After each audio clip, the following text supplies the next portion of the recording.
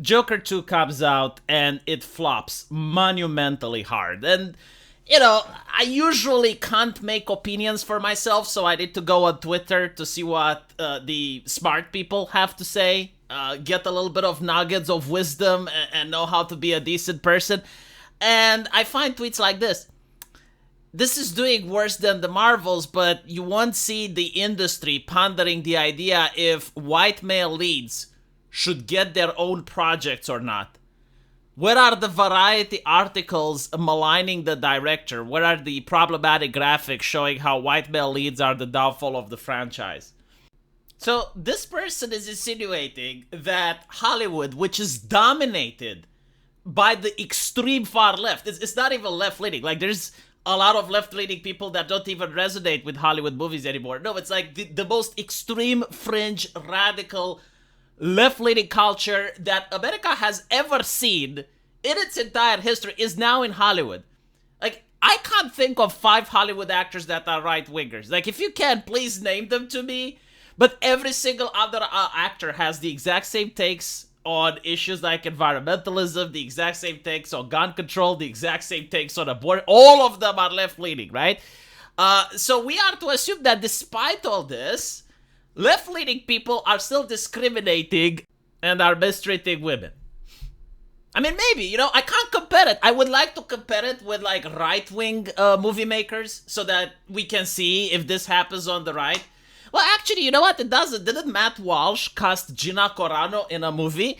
Right, so if you don't like the situation, Miss Caden, then support more right-wing producers because they seem to actually cast female leads in major production, and the script isn't that shit, and it actually allows them to shine. The Daily Caller had Gina Carano, right? Like, that movie did pretty good compared to its budget. I mean, it didn't have, like, hundreds of millions of dollars, right? So it can't compete with big productions, but I didn't hear that many negative things about it. So, moral of the story, support conservative filmmakers because the left doesn't seem to enjoy female characters that much. This one was also interesting. I thought Joker 2 was bad, but the fact that so many Chads who thought Artus was their people champion in the first movie have to face that Joker 2 frames him as an actual nobody loser with main character syndrome, and it's a pretty funny silver lining, to be honest. LOL. Well, I mean, it's pretty funny if you're not associated with the cast. Like, if you're not one of the people that's not getting their bonuses, that's not getting laid off, that's not getting the reputation tarnished for associating with that production, yeah, I'm pretty sure it's fine. But let's look at the history of the movie and see why it actually flopped. From my understanding, the director had the vision and he went with it to Warner Brothers, and they were kind of about it. They didn't want to give him as much cash as he was asking for, so he got like the bare minimum support from Warner Brothers. He had to go in other places in order to finance his movie. And I remember when the Joker was announced, a lot of people weren't that excited about it. They were like, I mean, again, people were getting kind of bored of cape shit. It's like, you already have Marvels, and especially with DC, a lot of their movies were flopping. So people weren't excited, but it turns out that for some reason the press is suggesting that the Joker is about incels. I don't know what caused this, but like all of a sudden every single publication was saying that the Joker is about incels and incel culture, and you had like all of these journalists writing about how scared they are that this movie is going to cause a shooting or some nonsense like that. And then we're actually, for a while, creating this moral panic, if you guys remember, where journalists were absolutely unhinged and they were saying that this movie is going to end up radicalizing young men and it's going to end up with someone shooting someone else. And a lot of people just wanting to give a fuck you to the journalists, they started looking into the movie. And they were like, oh, this is an interesting film. What is it all about? A lot of people went, they saw it, no one got shot.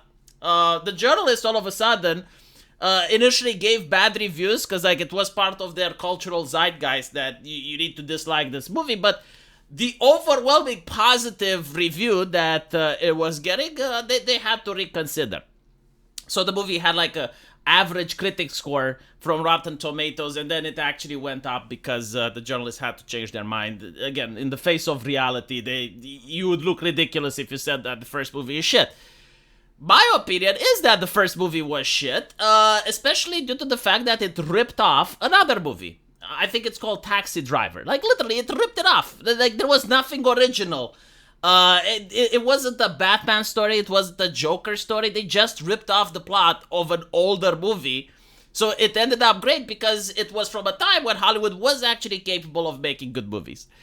As for the story itself, if you ignore the ripping off of it, it wasn't a left-leaning or a right-wing story, it was a populist story.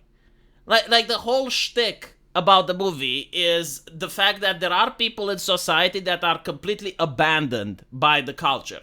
And in the case of the Joker, he's suffering from mental illness and he is not getting any type of support. And not only that, but when society interacts with him, they actually mock and ridicule him, right? So the moral of the story isn't that people are empathizing with the Joker. They're not saying that he is a good character. They're not saying that his actions are excusable, but what they are saying is that, okay, this movie is like a red flag, that maybe we need to actually do something in society to prevent situations like this. Because like in the first Joker, like it could have been prevented. There are several parts in the movie where if people were to be nice to him or if people were to give him treatment and help, none of the shit show that happens at the end of the movie would have taken place, right? So, like, the idea is that because society is not only ignoring these individuals, but it's also mocking and ridiculing and taking the piss out of them, you end up with certain individuals that snap, and then people get hurt, right? Like, this was the idea of the first movie, and it was a populist film. It doesn't matter if you're right-wing or left-wing. I've seen people who identify as Antifa and they were thinking that this movie is about them and it's about the people rising up against the rich. And I have seen people that are MAGA supporters that saying the same thing. It's about people rising up against the government and against the rich and not having the patience to deal with shit anymore, right? So this is why it was a great movie, because regardless of the politics you had, the message was a good one. You know, like everyone that's a father and they have a son or a mother that has a son, They don't like their children growing up in a society that neglects them and insults them, and when they need help, instead of receiving some empathy or compassion, they just receive mockery. Yeah, it was a good movie. You know, it highlighted a couple of problems that society has, and it created the conversation. But for some reason, the director didn't like it. It didn't like how it was received. And he decided to make another sequel out of spite. And the spite was directed towards the fans of the Joker. So in the sequel, the Joker actually gets, I believe he gets gang raped in the end by the prison guards and killed.